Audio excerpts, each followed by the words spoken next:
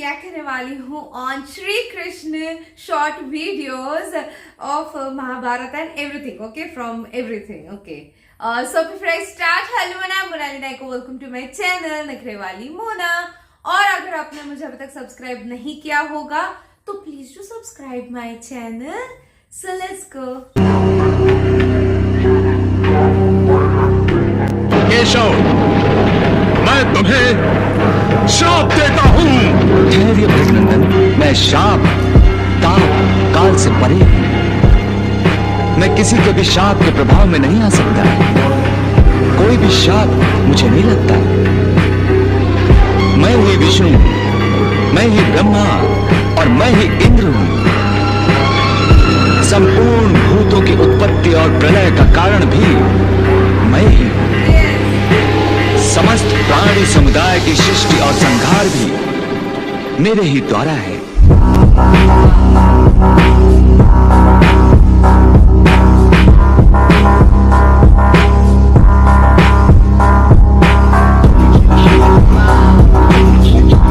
यदि वो जानना चाहते हो अर्जुन, जो तुम्हारी बुद्धि और तर्क से परे है, तो सुनो, मेरा अंतिम उपदेश बस इतना ही है कि अब तक जो मैंने तुम्हें ज्ञान, कर्म अथवा योग आदि की शिक्षा दी है, वो सब भूल जाओ। सब पूजा की विधियों को, सब योग साधनों को और समस्त धर्मों को भुलाकर केवल मेरी शरण में इस प्रकार आओ, जैसे कांटों से लहू लुहान और कीचड़ से लथपथ एक बालक रोता रोता भागकर अपनी माँ की गोद में पनाह लेता है। Oh my God. कर्ण हारा नहीं हराया गया है, अर्जुन जीते नहीं जिताए गए। जिस रथ पर तीनों लोक के मालिक बैठे हो, उस रथ को अगर कर्ण अपने बाण से 2 कदम पीछे ढकेल देता है तो उसे आप योद्धा नहीं कहेंगे। जब आपके हाथ में धनुष नहीं, आपके रथ का पहिया भूमि में धंसा और आपको अपनी विद्या का विस्मरण हो गया। ऐसे अवसर का लाभ उठाकर आपका वध करना पड़ रहा है। यही आपके सामर्थ्य का प्रमाण नहीं। हाँ, पॉइंट तो है। My God, yes.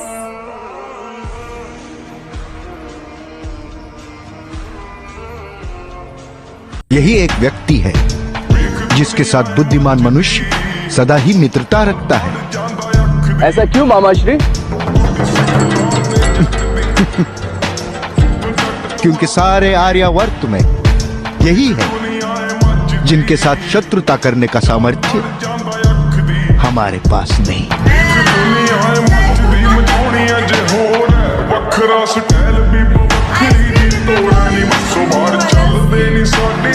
गांधार राज, जैसे धनुष की शक्ति उसके धनुर्धर से होती है, वैसे ही किसी भी सेना की शक्ति उसके सेनापति से होती है। नारायणी सेना विश्व की सर्वश्रेष्ठ सेना अवश्य है, परंतु एक उत्तम सेनापति के अभाव में स्वयं नारायणी सेना भी विफल हो सकती है। उसका हमें भय नहीं है महाबली श्री बलराम। हमारे पास महारथी भीष्म है, सेनापति के रूप में। जब तक महामहिम भीष्म है, आपको नारायणी सेना की आवश्यकता ही नहीं है मामाश्री। नारायणी सेना किसकी सेना? किंतु महामहिम के वध के पश्चात नारायणी सेना का सेनापति पद कौन ग्रहण करेगा? साल 1842 में जूलियस रॉबर्ट मेयर ने दुनिया के सामने the law of conservation of energy को सामने लाया, जो अभी the first law of thermodynamics के नाम से भी जाना जाता है। इसमें उन्होंने कहा कि एनर्जी को ना तो बनाया जा सकता है और ना ही उसे नष्ट किया जा सकता है, बस इसे किसी दूसरे फॉर्म में कन्वर्ट किया जा सकता है। वही भगवत गीता में श्री कृष्ण अर्जुन को पहले ही कह चुके होते हैं कि आत्मा को ना तो बनाया जा सकता है और ना ही उसे नष्ट किया जा सकता है। यह सिर्फ एक शरीर से दूसरे शरीर में स्थानांतरित होता है।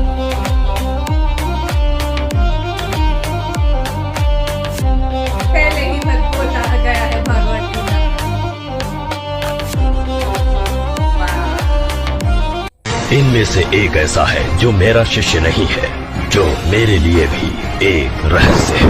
कृष्ण, ईश्वर का जीवित रूप।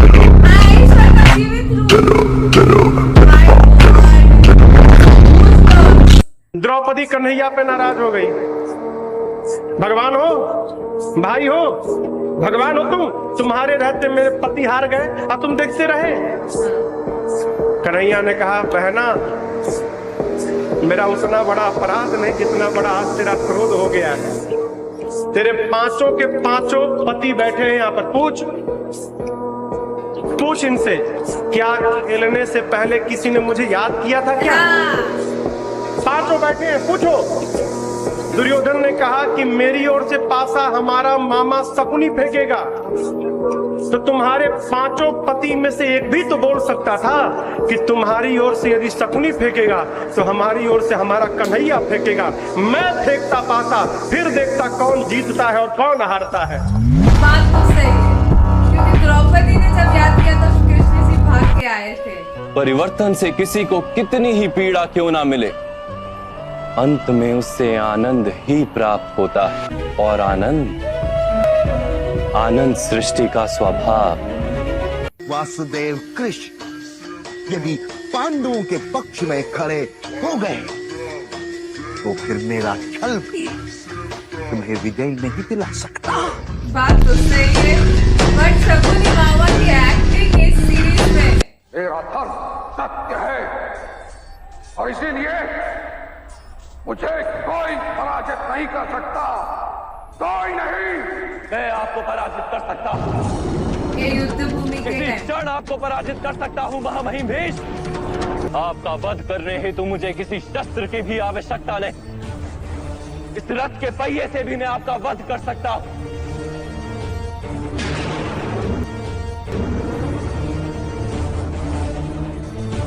ये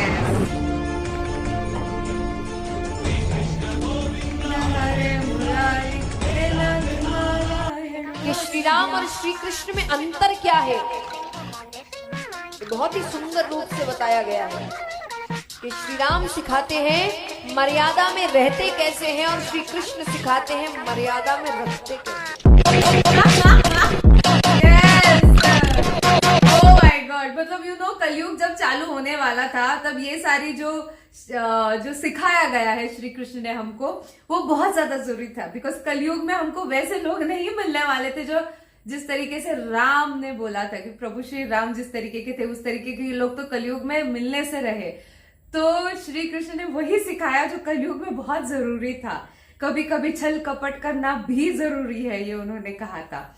ओके, एंड वो पहिया वाला and everything, oh my God. जब मैं ये पूरा देख रही थी तो मैंने जब कोविड के टाइम पे ये वाला महाभारत का सीरीज अगर आप देख सकते हो तो प्लीज देखना, हॉटस्टार पे फ्री अवेलेबल है। 2013 का है ये महाभारत, बहुत अच्छी कास्टिंग है, बहुत सारी चीज है। मतलब सौरभ राज ने जिस तरीके का कृष्ण जी का रोल प्ले किया है मुझे नहीं लगता कोई और प्ले कर सकता है। आप अगर बहुत पीछे जाओगे तो तब हम पैदा हुए थे, आई डोंट नो हुए थे नहीं हुए थे, बट मुझे वो वाला महाभारत याद नहीं है, मुझे सिर्फ ये वाला पता है। वो तब हम शायद नहीं थे, बिकॉज मुझे बिल्कुल भी याद नहीं है वो पुराना वाला महाभारत कभी देखा हुआ। तो सौरभ जैन नाम है ना उनका, सौरभ राज, उन्होंने जिस तरीके का प्ले किया है ना रोल, आउटस्टैंडिंग। मतलब जहां पे क्रोध दिखाना चाहिए वहां पे क्रोध दिखाया है एंड एवरीथिंग। सो मामा श्री उनके भी जो छल कपट जिस तरीके कर आपको एक्चुअली गुस्सा आ रहा है मामा जी पे, तो लिटरली उस लेवल का था। There was a short over here कि द्रौपदी बहुत गुस्सा थी। तब श्री कृष्ण ने कहा कि क्या तुम्हारे पतियों ने किसी एक में ने भी मुझे पुकारा जो मैं इनकी मदद करने आऊंगा।